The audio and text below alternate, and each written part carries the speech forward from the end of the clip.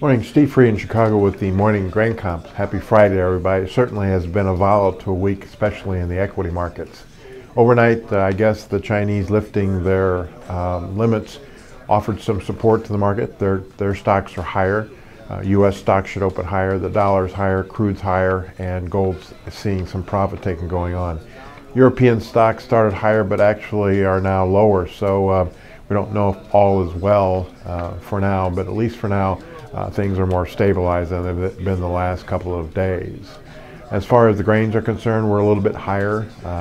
Not a lot of new news out. We've 2 more trading days until we get to the USDA January crop report. I think when you look at the numbers, the trade's not looking for a lot of big changes in the U.S.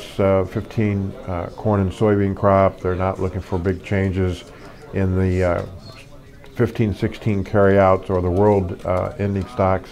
The big thing, though, is the ranges. When you look at the range for D1 corn stocks, it's between 11 and 11.5. Beans, 2.6 to 2.9. So if the government comes out on any one of those extremes, you could have a pretty wild reaction to that on January 12th. Also, the U.S. carryouts for 15 and 16, the low is 1,600 and the high is 1,900 for corn. The low in beans is 430 and the high is 500. So again, if you hit those extremes, you could have a pretty violent reaction to prices.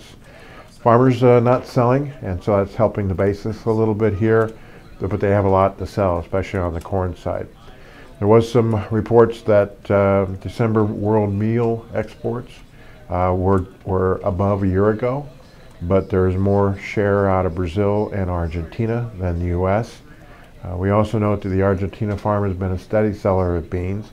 Their crush is increasing, and that's hurting our U.S. soybean crush rates and margins. And finally, there's some focus on the India crops. They've been dry.